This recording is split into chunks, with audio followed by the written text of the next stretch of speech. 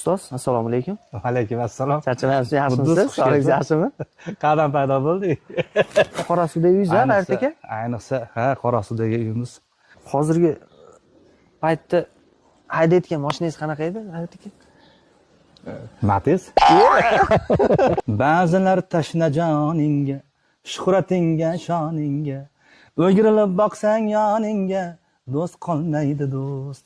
Taniqli san'atkorlar bor, sevimli san'atkorlar bor, to'g'rimi? To'ppa-to'g'ri. Sevimli bo'lish juda ham qiyin. Sevimli bo'lish bu kamdan kam san'atkorga nasib qiladigan narsa. Sizda shunaqa xayol bo'lganmi? Shu san'at o'rniga boshqa kasb tanlasam bo'lardi ekan degan fikr o'tmaganmi sizdan? Blogerlar kuzatmaysizmi o'zingiz? Kuzataman. Kuzatasiz? Men ijodni boshlaganimdan beri Toshkentdaman. Sababi birinchi albomim ham Toshkentda Grand Plastinkada yozilgan. Muhammad Ali Usmonov haqida bir gaplashsak. Hozir muxlislarga yangilikda aytsak bo'laveradi. Raqam nechinchi raqam bo'lyapti shunda?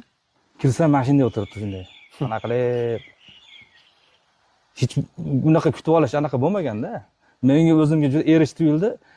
Ketib qolganman keldi yerdan, "Bora, seni bergan pulingga ham tayyormiz, jamoamiz bilan biz tayyormiz konsertlarga." G'ayrat Usmonov Matiz haydayapti. Kichkina Matiz. Bolalar keldi. "Aka" dedi, "Hozir bu yoqda gap yuribdi. Shomurod darada oqib ketibdi" dedi. Dunyo sadolari ham bo'ladi-yu bu. Aha. Shunga chiqasizmi? Mashinaga o'tirdik, mashinamiz ustiga odamlar chiqib ketdi. Zo'r bizning san'atimiz. Chunki qozoqlar ham, qirg'izlar ham, tojiklar ham bizni o'zbek san'atini yaxshi ko'rishadi. Kimni konsertiga yoqdi menga. Farzandingiz Muhammad Ali Usmonovni siz hozir Andijon klubi ham rivojlanib ketdi-yu, futbol klubi. Zo'r. Andijonda o'ynashini xohlarmidingiz yoki Yevropadan? Ana, anjanliklar Andijonga keldi. Ultras Burgut layk bosadi. Ultras Burgut hozir butun dunyoda, men Liverpoolni muxlislari hamma shunga o'xshataman-da. Rahmat hammaga, sog' bo'linglar, salomat bo'linglar, suvlarni olib kelinglar, ichaylik. Chaqak.